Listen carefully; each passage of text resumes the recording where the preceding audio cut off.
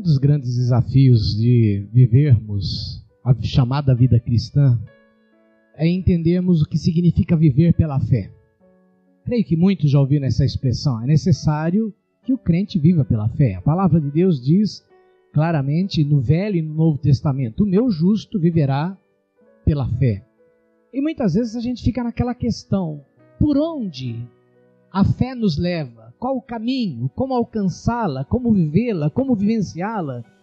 E a fé muitas vezes é distorcida no seu valor de aplicação na nossa vida, porque nós não entendemos que a fé não é em si mesmo um objetivo.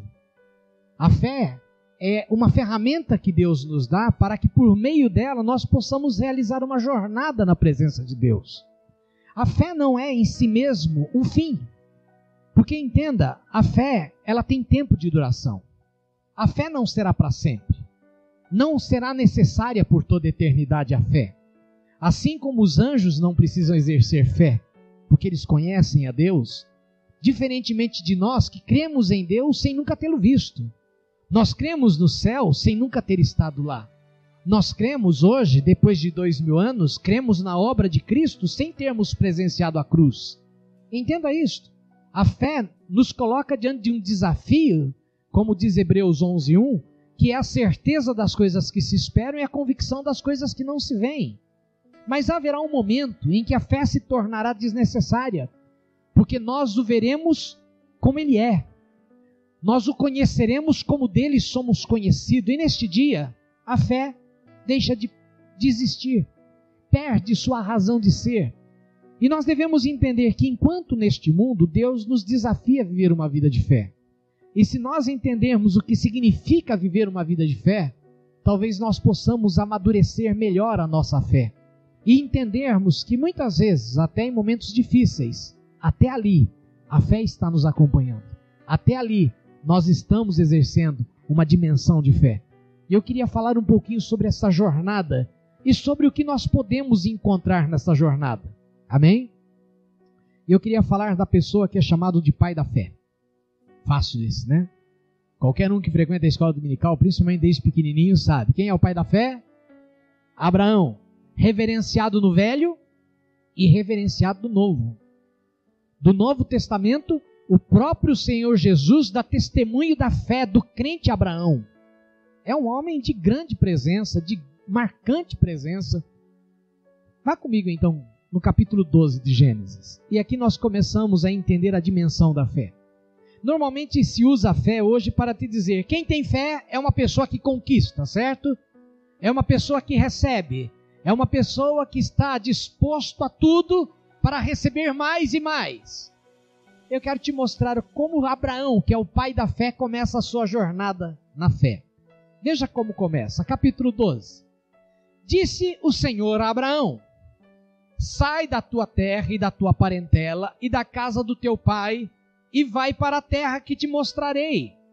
De ti farei uma grande nação e te abençoarei e te engrandecerei o nome. E o que eu espero de você nesse processo? Se tu uma bênção. Neste processo que eu vou te tirar da terra do teu pai e vou te conduzir para uma terra que mana leite e mel, uma terra perfeita, uma terra boa, uma herança eterna. Eu quero que você alcance o patamar de ser uma bênção por onde você passar. E começa então a dizer: abençoarei os que te abençoarem, amaldiçoarei os que te amaldiçoarem. Em ti serão benditas todas as nações da terra. Por meio desta atitude de fé, estou te capacitando a ser um que marcará a história da humanidade. Entenda, essa atitude de fé de Abraão não foi simplesmente sair da sua terra e da sua parentela e ir para uma gleba de terra lá na Palestina. Deus os chamou para ser uma pessoa que impactaria toda a humanidade por toda a eternidade. Porque deste ato de Abraão, Deus levantaria uma nação. E desta nação, primeiramente ele levantaria um herdeiro, deste herdeiro uma nação, desta nação ele levantaria o Salvador, que é Jesus Cristo. E como o próprio Senhor Jesus Cristo disse, a salvação vem dos judeus. É por meio dos judeus que veio a salvação. E os judeus alcançaram o que eram, não pela fé de uma nação. E muitos pensam assim, Deus foi seletivo. Ele pegou um grupo de pessoas e disse: eu gosto dos judeus, eu sou simpatizante com eles e vou amá-los. Entenda, a aliança que Deus tem com o povo judeu não foi por causa de um grupo, de um amontoado de pessoas, mas foi por causa de um homem que aceitou a jornada de fé que Deus estava lhe propondo. Uma jornada de fé que se baseava em 2 alvos. O primeiro era o quê? Eu quero que você seja uma bênção. Aquilo que eu espero que você faça, aquilo que eu espero que você realize, aquilo que eu espero que você seja. E o segundo objetivo é aquilo que eu quero realizar na tua vida e aquilo que eu quero que você se torne na minha presença. Nós devemos entender isso. A fé sempre vai estar relacionada com esses 2 objetivos na vida de todo que crê. Deus quer que você exerça o seu papel de fé, para que você se torne aquilo que Deus espera de você. E Deus quer que você exerça um papel de fé, para que Deus te torne aquilo que Ele quer que você seja. E tudo parte de uma atitude simples, ao mesmo tempo comprometedora, que muitas pessoas não conseguem medir. Você tem fé? Quem aqui tem fé? Tem fé? Ficaram meio na dúvida? Será que eu tenho? Será que eu não tenho? Você tem fé? O que você está disposto? A tua fé te leva a querer conquistar o quê? Já parou para pensar? Eu quero ter, eu quero possuir, eu quero vencer, eu quero alcançar o céu. Há desejos dignos, limpos. Mas veja só a fé de Abraão, por onde ela o levou. Partiu, pois, Abraão como lhe ordenara o Senhor, e Ló foi com ele. Tinha Abraão 75 anos. Normalmente vemos os jovens, hoje a Márcia falava para mim, o Felipe foi fazer o exame do TRE lá em São Paulo, vai fazer exame do TRE lá em Curitiba, os jovens estão fazendo planos, eu quero ir para o Canadá fazer faculdade, quero não sei ir para onde, quero conquistar, quero realizar sonhos e projetos dos jovens. Uma pessoa com 75 anos, e quem já está chegando lá ou já chegou, a vontade de quem tem 75 anos não é de começar nada.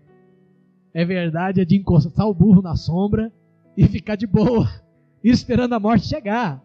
Fala, não tenho mais energia, não tenho mais pique, não tenho mais disposição de partir numa aventura.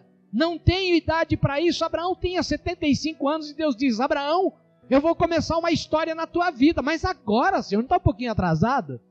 Não poderia ser com 25, não poderia ser com 30, não poderia ser com 40, mas com 75, Deus, o Senhor está de brincadeira. E Abraão aceitou esse desafio, só que a fé não levou a conquistar, porque entenda, Deus não deu mapa, Deus deu somente uma ordem, sai.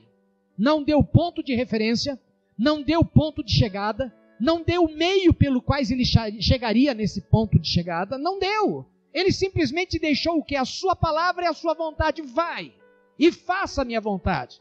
Agora, já parou para pensar o quanto custou a Abraão sair da sua terra e da sua parentela?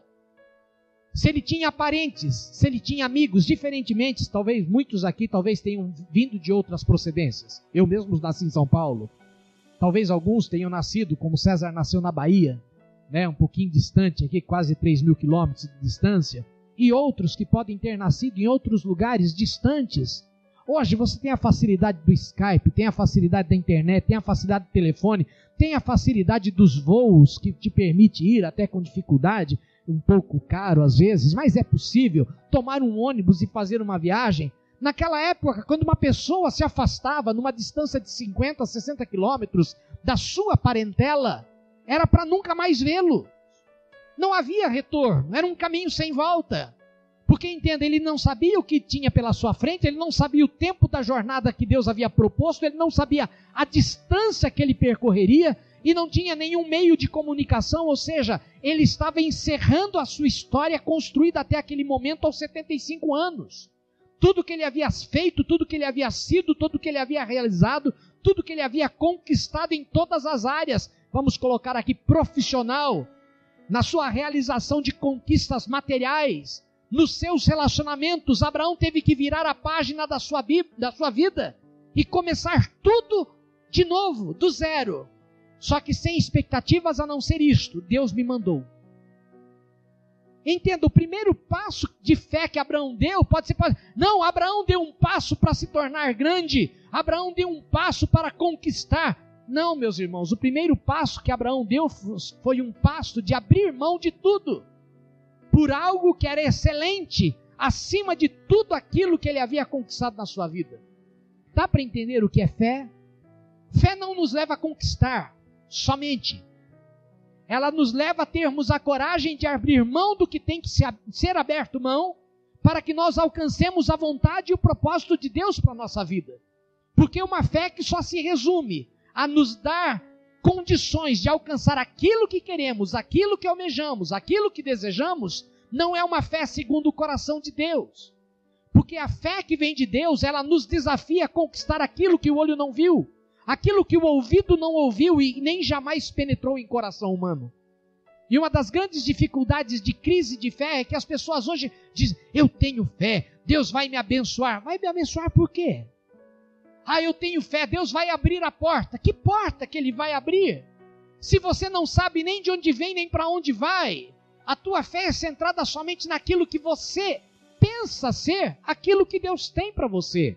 E Abraão saiu nesta visão, não sei para onde vou, não sei como vou, não sei quando vou chegar, o preço desta jornada me é caro porque estou abrindo mão de tudo que eu tinha conquistado até hoje, aos 75 anos de idade, mas eu vou com uma certeza, o que me fez a promessa é fiel, e Ele vai estar comigo.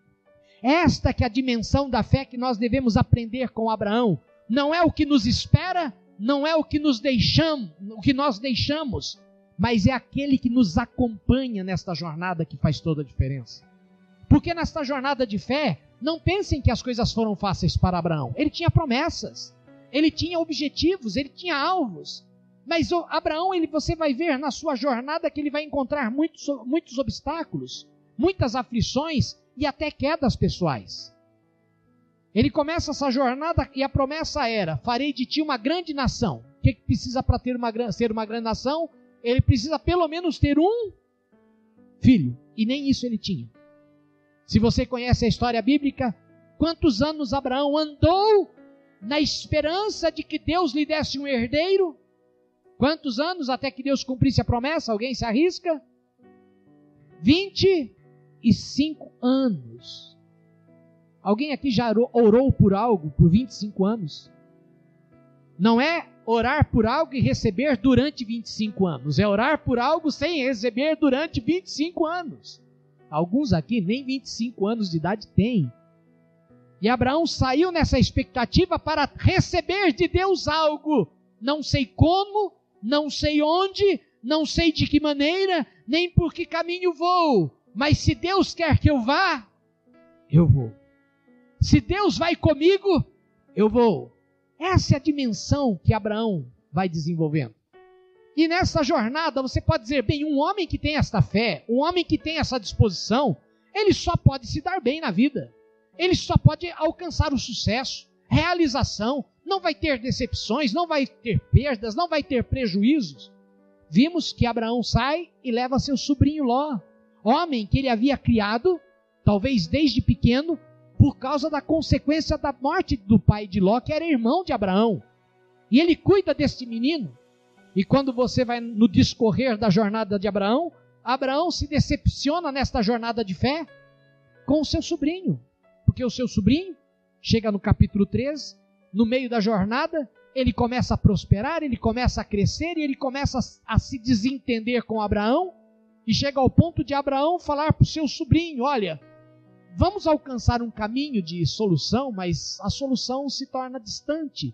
Então a resolução que eles tomam é, fique no pedaço de terra que você quiser. Se você for para a direita, eu vou para a esquerda. Se você for para cima, eu vou para baixo. Decida isso. E Ló, olha, depois de tudo que o tio dele fez por ele, de todo apoio, de criá-lo como filho, de zelar dele, de ajudá-lo, de ensiná-lo, de ajudá-lo a prosperar. Sabe o que Ló faz? Olha para a melhor terra e olha para a terra pior. E ele, pensando no tio, diz, tio, eu fico com a melhor, você fica com o que sobrar. Isso seria alegre para você ouvir de uma pessoa que você cuidou? Pai, mãe, tio, tia, você cuidou de mim, você zelou de mim, mas agora eu vou pegar o melhor e você que se vire com o pior. Abraão teve essa decepção, mas quem estava com ele nesse processo? Meu sobrinho me decepcionou, eu me decepcionei com ele, ele escolheu caminhos diferentes que eu sabia não ser o melhor para a vida dele, ele foi morar em Sodoma e Gomorra, eu sabia que não era o melhor, mas apesar do meu sobrinho me abandonar, do meu sobrinho me entristecer, Deus permaneceu comigo no meu caminho. E mesmo numa terra inóspita, imprópria, Abraão prosperou com a graça de Deus. Isso fez com que ele ficasse sem luta? Não. Deus, na sequência do capítulo 13, você descobre que o quê? Ló, que havia cobiçado tanto, é preso, juntamente com a sua família, com os seus rebanhos. E Abraão se levanta com seus 300 companheiros e vai à luta contra 5 reis. E com 300 homens ele consegue vencer a batalha contra aqueles adversários. E resgata Ló das mãos dos seus adversários. Restitui a Ló sua família e os seus bens que haviam sido roubados, tirados. E você pensa, agora vem a gratidão, porque ele rejeitou Abraão primeiro, mas agora Abraão se salvou. E sabe o que Ló fala para Abraão? Abraão, segue teu caminho, que eu vou voltar para Sodoma e Gomorra, porque é melhor morar lá. Tristeza, decepção, mas não era um homem de fé, fé não deveria livrá-lo disto. Mas entenda, que ainda que Deus nos leve para circunstâncias que tenhamos que conviver com a decepção, com tristeza, com traição, com angústias de alma, entenda, nestes vales, Deus promoverá vitória sobre a nossa vida e promoverá, se andarmos na presença dEle, encontros imemoráveis, com circunstâncias e pessoas que vão transformar a nossa história.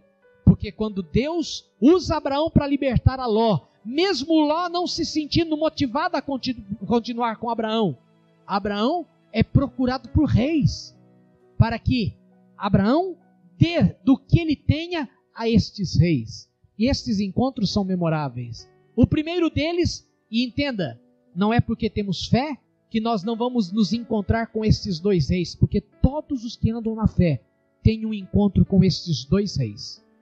2 reis. Eu e você. Se você tem fé, um dia você vai se encontrar com esses 2 reis. Já parou para pensar nisso? Não, pastor, eu nunca vi isso. Então veja comigo, capítulo 13. Abraão venceu, verso 16 do capítulo de número 14 agora. Trouxe de novo todos os bens e também a Ló, seu sobrinho. Os bens dele e ainda as mulheres e o povo. Após voltar Abraão de vencer, de ferir a Quedorlaomer e aos reis que estavam com ele, saiu-lhe ao encontro o rei de Sodoma. Sodoma na Bíblia representa pecado, representa mal, representa o príncipe deste mundo que é o diabo, representa a sociedade que vivemos, que é uma sociedade materialista, concentrada somente no que possuímos, nos bens, naquilo que está ao alcance de nossas mãos, das nossas forças e das nossas capacitações humanas. E quando o rei de Sodoma chega ao encontro dele, no vale de Savé, que é o vale do rei, este rei vai lhe fazer uma proposta. Mas juntamente com ele vem um outro rei que se chama Melquisedeque, que era rei de Salém. Salém simboliza paz. É interessante que o rei de Sodoma não traz nada. O rei de Salém traz para Abraão pão e vinho. Já deu para perceber quem é esse rei de Melquisedeque, rei da paz? Como Jesus era chamado? Ele será chamado príncipe da paz. Jesus, ele quer se encontrar conosco nessa jornada de fé, para que ele possa oferecer para nós aquilo que ele veio oferecer de mais precioso para a humanidade, aquilo que é simbolizado no pão e no vinho. Quando celebramos a ceia do Senhor, o que simboliza o pão? O corpo de Jesus que foi moído na cruz por causa dos nossos pecados, e como diz em Isaías 53, pelas machucadelas do corpo de Jesus fomos sarados. É o que nos salva, é o que nos limpa, é o que nos cura, é o que nos restaura. E ele trouxe também junto o vinho, que simboliza o sangue de Cristo derramado na cruz do Calvário, que é a assinatura da aliança de paz e graça que Deus tem com cada um de nós. Entenda, na jornada de fé, nós vamos ter lutas, nós vamos ter decepções e nós vamos ter encontros memoráveis, tanto com o diabo como com Jesus. Tanto com aquele que vem até nós sem nada para oferecer, a não ser algo muito interessante. Entenda isto. Nós vamos ver a oferta. Você sabe qual foi a oferta do rei de Sodoma? Não sabe? Daqui a pouquinho nós vamos ver. Mas a oferta do rei da paz é pão e vinho, é aliança, é paz, é perdão, é graça, é cura. E na jornada de fé, te garanto, não importa o momento que você esteja vivendo, Jesus é a cura para a ferida da tua alma. Jesus é a restauração para a angústia do teu coração. Jesus é a restauração daquilo que te oprime, daquilo que te angustia. Jesus é a porta das ovelhas que te leva à pastagem saudável. Ele é aquele bom pastor que te conduz nos pastos verdejantes até as águas tranquilas e está contigo mesmo que seja no vale da sombra e da morte. Porque é este o papel que Ele tem na nossa vida. E se nós nos permitirmos andarmos na jornada de fé, certamente Ele virá ao nosso encontro e nos trará o socorro que nós precisamos, mesmo que o nosso coração esteja ferido, esteja machucado, esteja decepcionado com circunstâncias.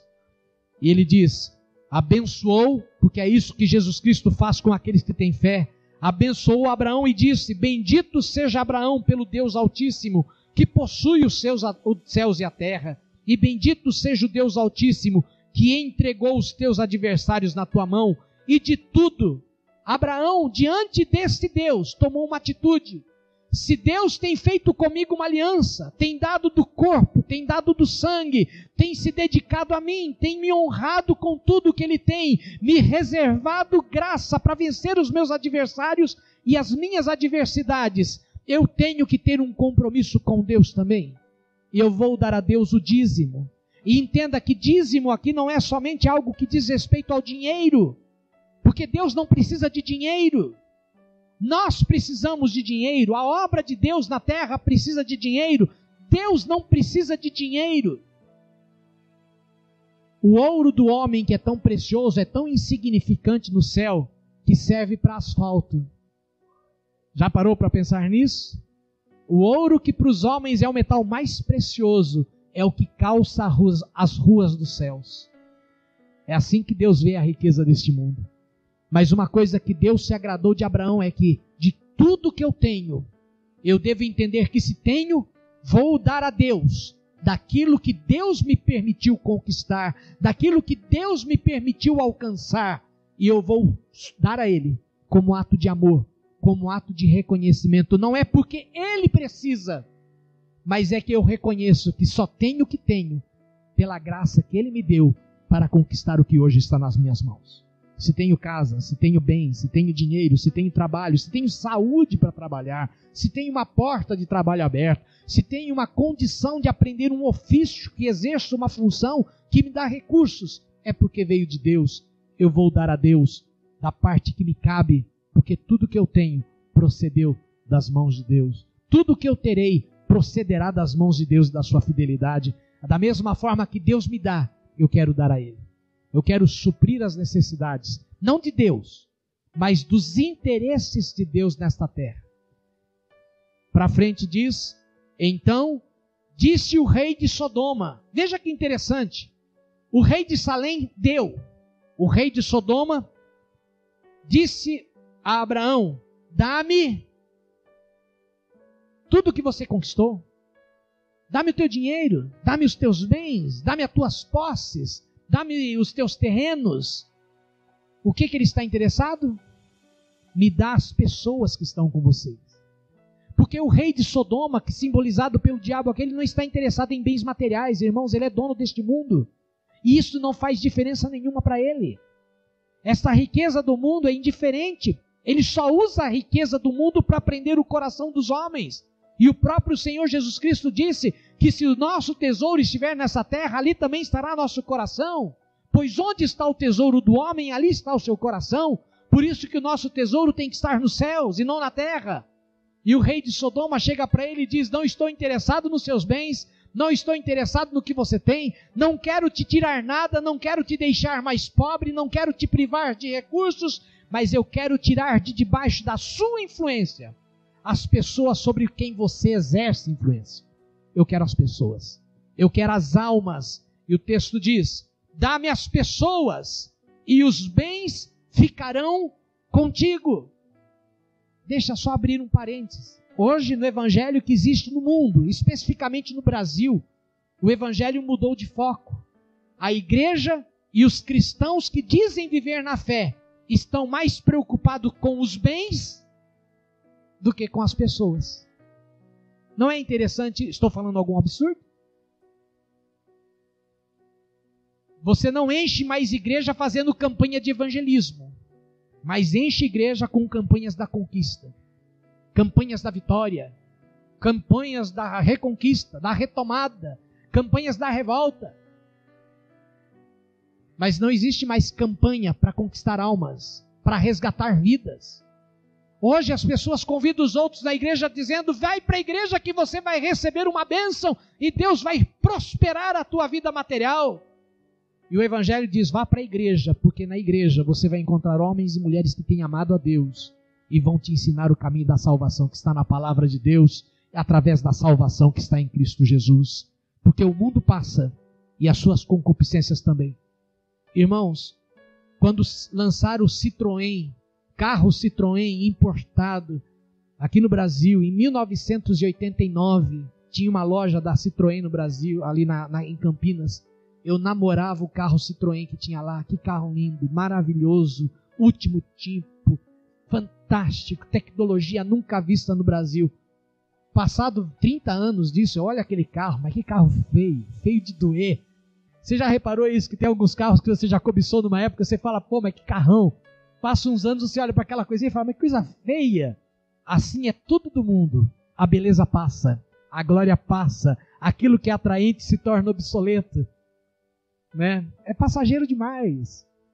Entenda, a palavra do rei de Sodoma é: dá-me as pessoas e os bens ficarão contigo.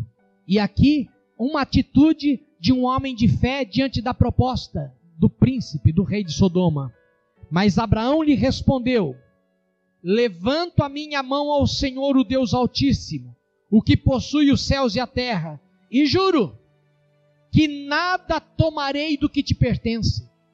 Eu não fui chamado para andar com Deus para ter lucro sobre o rei de Sodoma. Não fui chamado para andar com Deus para ter benefício do que vem da mão do rei de Sodoma. Não quero nada que te pertence, nem um fio, nem uma correia de sandália, para que você não venha dizer: rei de Sodoma, eu enriqueci Abraão. Nada quero senão, se vou tirar proveito deste mundo, não quero para mim as riquezas do mundo, não quero para mim as promessas do príncipe, do rei de Sodoma. Se eu vou tirar algo deste mundo, e nós precisamos tirar algo deste mundo, sabe o que é? Ele diz: nada quero para mim senão o que os rapazes comerem e a parte que tocam aos homens de Ener, Escol e Manre, que foram comigo, estes que tomem o seu quinhão. Da minha parte, a única coisa que me cabe, eu quero comer. Só isso. E Jesus Cristo disse que nem com isso nós temos que nos preocupar. Ele disse: não andeis ansiosos quanto ao que tendes de comer, nem ao que tendes de vestir, porque o vosso Pai dos céus vos proverá tudo isso. É interessante que Abraão tinha essa consciência. O básico que eu preciso. Eu estou no mundo, vivo no mundo. Não vivo de coisas espirituais porque tenho um corpo físico. Não vivo só de coisas espirituais porque tenho um corpo físico ainda. E esse corpo precisa comer. Por isso preciso trabalhar. Por isso preciso me aperfeiçoar. Preciso ainda do vil dinheiro para sustentar minha casa. Não é assim com você?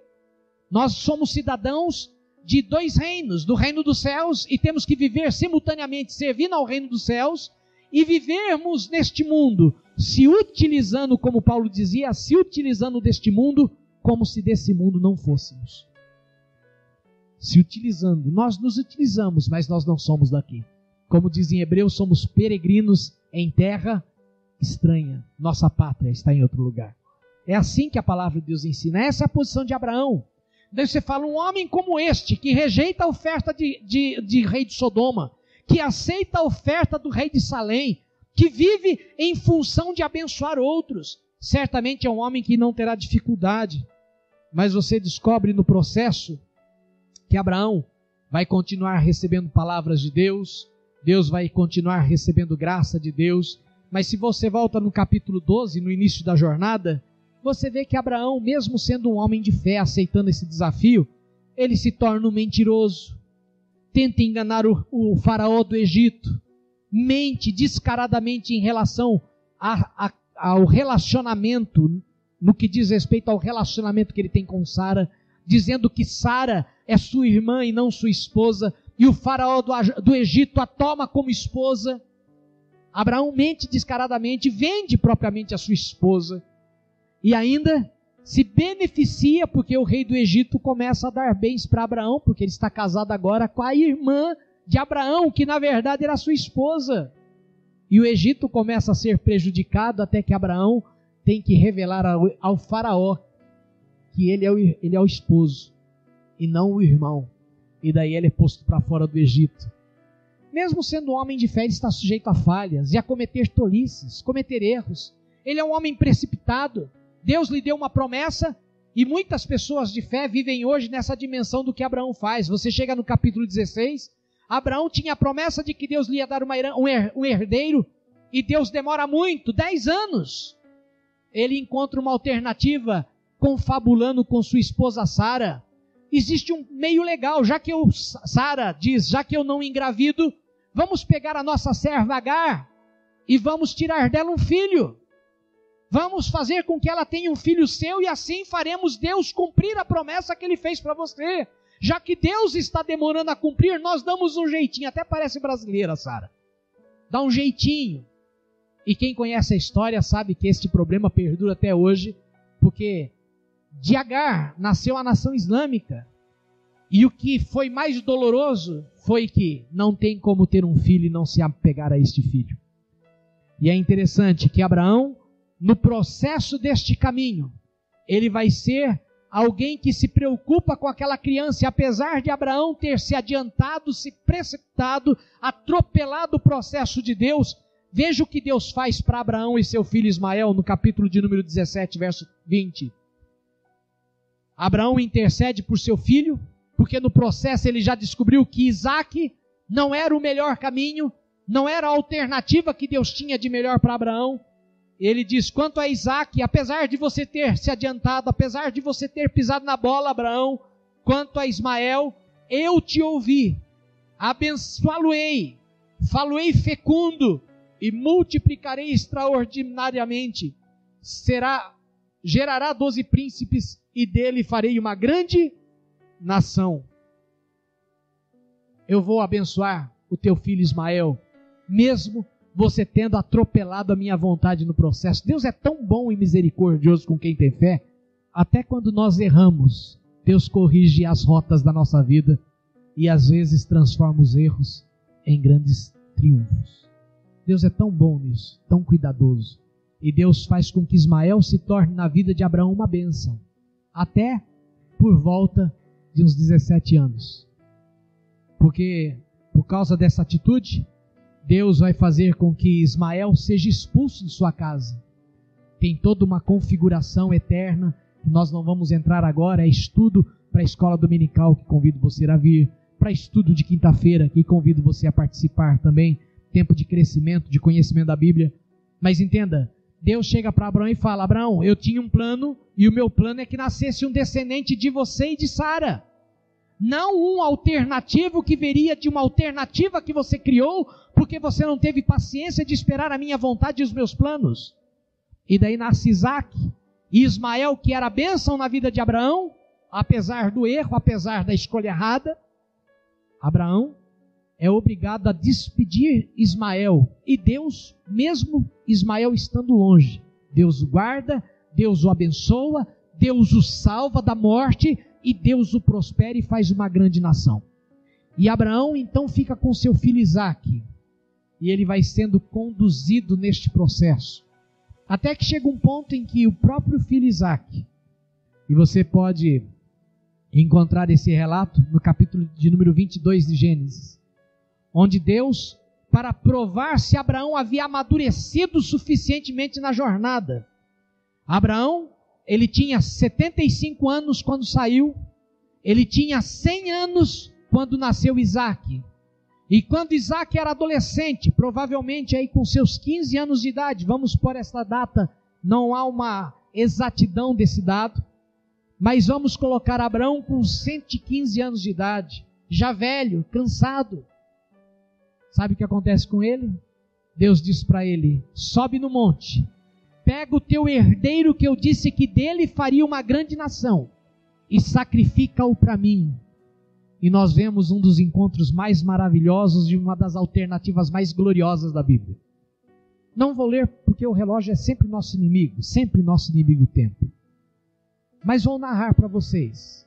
Abraão pega o seu menino, Isaque, que simboliza riso, motivo de alegria. E se um dia aquele menino que se chamava riso se tornou motivo de tristeza, foi neste momento. Deus diz para Abraão o seguinte: pega o teu filho, leva para o monte e o sacrifica, o mata para mim.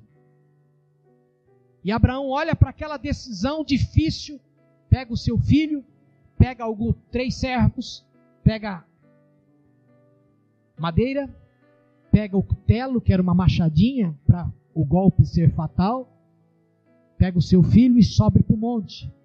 E como todo bom adolescente curioso, chega para o pai e fala: pai, o senhor está esquecendo de alguma coisa, não está não, pai? Aqui está o cutelo, aqui está a lenha, mas cadê o cordeiro? Onde está a oferta que o senhor vai prestar a Deus? E Abraão olha para o seu filho, e creio que foi uma das frases mais difíceis que ele deve ter dito na vida: o Senhor providenciará para si o sacrifício. E a semelhança de Jesus, Abraão com 115 anos de idade, velho, diante de um adolescente de 15 anos de idade, aquele adolescente se deixa amarrar pelo pai, permite que o pai o coloque sobre a lenha, para que depois de o matar fosse queimado. Aquele menino se submete à execução do próprio pai. E quando Abraão levanta sua mão para matá-lo, Deus diz do céu: chega, agora sei. Não porque Deus precisava de prova de Abraão, porque Deus conhecia o coração de Abraão, mas para que o próprio Abraão entendesse a dimensão da fé que havia crescido nesses últimos 35 anos na sua vida. Fé tão dedicada e tão absoluta a Deus, que ele estava disposto a abrir mão da própria descendência dele, matando o seu filho para obedecer a Deus. E naquele momento Deus diz: saiba, Abraão, que eu sei agora o que vai no teu coração, e você também sabe. Em Hebreus diz que a fé de Abraão era tamanha, que na verdade a fé que ele tinha, já dentro dele, ele tinha que Isaque estava morto, e que Deus era poderoso para ressuscitá-lo. Ele não ia matar o seu filho vendo a morte do seu filho, ele ia matar o seu filho na certeza que Deus ia ressuscitá-lo dos mortos. E o gracioso é que naquele momento, Jesus aparece para Abraão. Abraão olha para o lado e ele vê um cordeiro preso em espinhos, não pelo pelo, não pela lã, mas preso pelos chifres. É interessante que na Bíblia chifre significa força. O que estava prendendo aquele cordeiro aos espinhos era justamente a parte do seu corpo que definia a sua força. O que prendia o cordeiro era a sua força. O que prendeu Jesus na cruz, irmãos, não foram os cravos, foi o grande amor que Deus tinha por nós, de se deixar crucificar. O poder de Jesus era tanto naquela cruz, que ele poderia a qualquer momento ter arrancado aqueles cravos dos braços, dos pés, e saído andando no próprio ar, manifestando a sua glória como Deus, porque ele continuava sendo Deus, ainda que em forma humana. Mas ele se esvaziou de si mesmo, para que na forma de servo fosse fiel até a morte de cruz, nos conquistando eterna salvação. E Abraão se encontra com aquele cordeiro, e Deus diz: eis aí o cordeiro. Como que dizendo para cada um de nós: não é necessário você sacrificar mais o teu filho, não é necessário mais você se matar em nome de uma religião ou de um sacrifício para alcançar o perdão dos teus pecados, porque para solucionar a tua dívida comigo, sou eu que providencio o recurso que te traz o perdão e que te restitui a vida que te foi roubada pelo pecado e pela morte. Por isso que a Bíblia fala que Deus restituiu Isaque da morte para as mãos de Abraão. E Abraão desce do monte feliz, porque o seu filho estava morto e literalmente naquele dia ele reviveu. Homem fantástico, intercedeu com Deus pela salvação dos homens de Sodoma, mesmo sendo indignos. Senhor, se tiver 50, Senhor, se tiver 30, se tiver 20, se tiver 10. E no final das contas, o único por quem Abraão realmente pôde interceder para ser salvo foi o seu sobrinho Ló, que escapou de Sodoma e Gomorra. É fantástica a vida desse homem. Mas talvez o maior evento que defina a jornada de Abraão, porque você pode pensar, Abraão morreu. E Abraão dormiu. E Abraão morreu. Não é isso como termina a história de todo homem de fé até os dias de hoje? O único que viveu, morreu e ao terceiro dia ressuscitou para nunca mais enfrentar a morte, foi quem? Jesus Cristo. Mas se você for comigo no Evangelho de Lucas, nós encontramos uma palhinha do que foi o final da vida de Abraão. Como que termina a jornada de Abraão? Abraão morreu com os seus pais. É isso que você pode chegar à conclusão ao ler o texto de Gênesis. Mas quando você chega no capítulo 16 do Evangelho de Lucas, nós encontramos uma narrativa interessante. Veja o que diz. Ora, verso 19, acharam Lucas 16, verso 19? Ora, havia certo homem rico que se vestia de púrpura e de linho finíssimo e que todos os dias se regalava esplendidamente. Havia também certo mendigo chamado Lázaro, coberto de feridas, de chagas, que jazia. Ele ficava ali sentado à porta do rico e desejava alimentar-se das migalhas que caíam da mesa do rico, e até os cães vinham lamber-lhes as úlceras. Aconteceu morrer o mendigo e ser levado pelos anjos para onde? Para o seio de Abraão. A vida de Abraão foi tão produtiva, tão profícua na presença de Deus, que o próprio paraíso descrito no Velho Testamento, antes da ressurreição de Cristo, é tido como um lugar em que as pessoas iam para estar junto de Abraão. De tamanha foi a maneira que Deus se agradou daquele homem. A vitória de Abraão morreu como morre qualquer um, mas a sua história não terminou.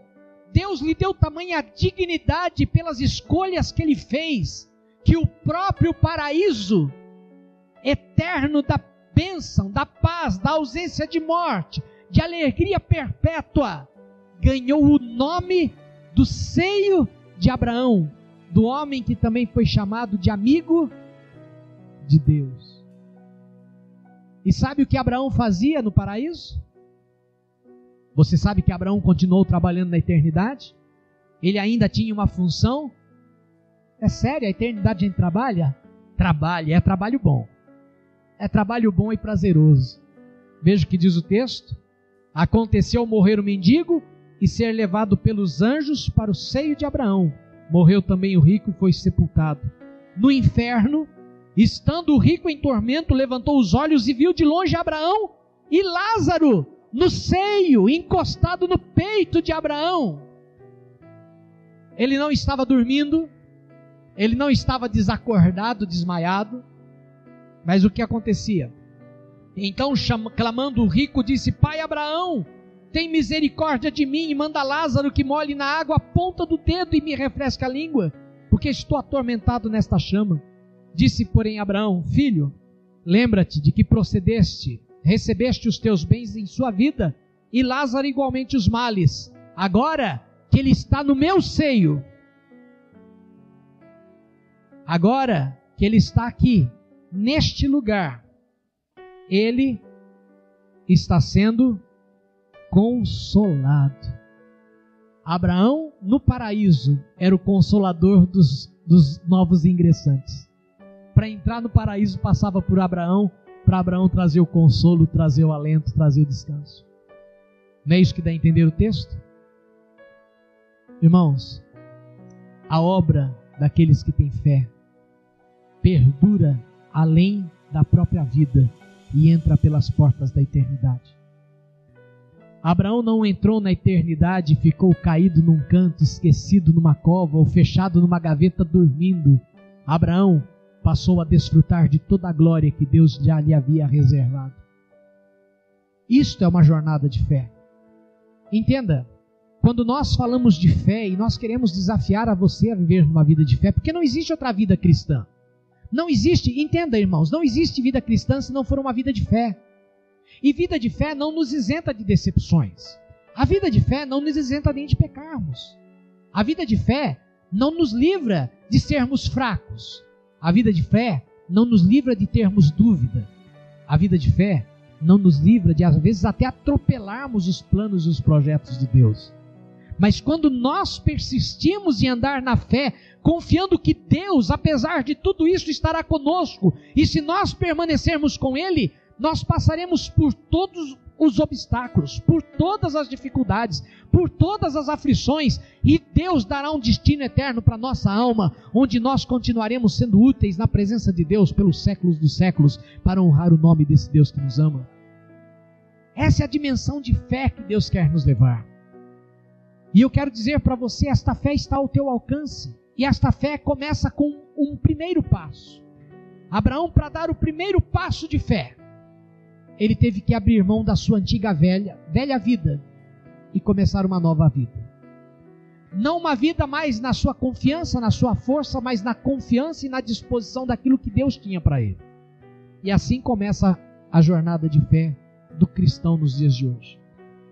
Você chega diante de Jesus e entende que Ele tem esse plano para você, e a você só cabe dar uma atitude de fé, porque a Bíblia fala: o meu justo viverá pela fé. Está lá em Hebreus 10. E diz ainda que se o meu justo retroceder, nele não tem prazer a minha alma.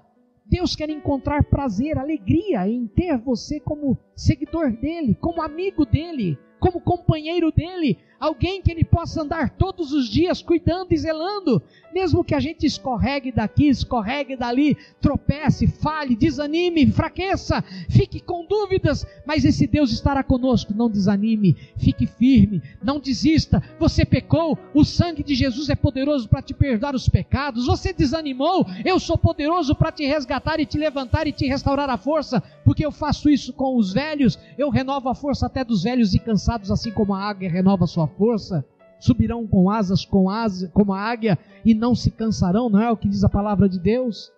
Deus estará conosco zelando dos interesses dele na nossa vida, e quando Deus cuida dos seus interesses na nossa vida, saiba, a vontade de Deus, quando se cumpre, sempre ela será boa, será agradável e será perfeita, mas ela começa com esse primeiro passo. Sabe qual é esse primeiro passo? Você reconhecer que você precisa começar a viver uma nova vida, não mais andando segundo os teus sonhos, segundo os teus projetos, segundo os desejos do teu coração, mas começar a viver agora segundo a vontade de Deus e os planos e os projetos que Deus tem para o teu futuro. E para isto é necessário que você entenda que há um preço de renúncia, há um preço de mudança de rumo, há um preço de deixar uma história para trás e começar uma nova jornada ao lado de Deus, onde você vai acertar, onde você vai errar, onde você vai ver o melhor e vai ver o pior, mas Deus estará contigo durante todo o trajeto, e Deus permitirá que você chegue ao final da jornada, e o teu nome possa estar junto, figurando junto aos grandes heróis da fé, como aqueles que venceram. O primeiro passo que você dá é chegar diante de Jesus e falar: Jesus, eu quero entregar a minha vida a Ti, e quero começar uma jornada de fé hoje. Não quero mais viver segundo as expectativas do rei de Sodoma.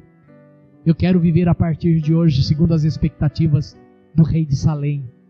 Não quero mais viver hoje lutando em prol da melhor terra, mas eu quero lutar hoje a partir do desejo do que o Senhor tem para realizar na nossa vida, na minha vida.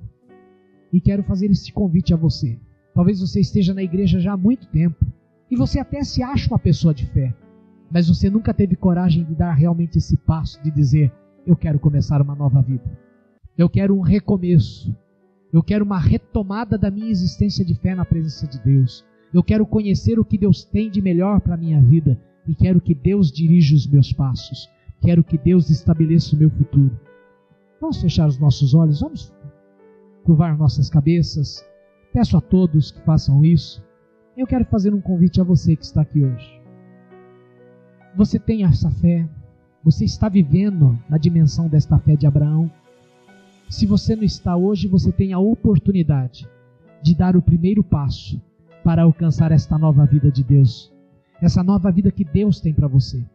E se você tem esse desejo, eu te convido a ficar de pé no seu lugar, dizendo para Jesus isso: Senhor, eu quero começar hoje uma nova vida.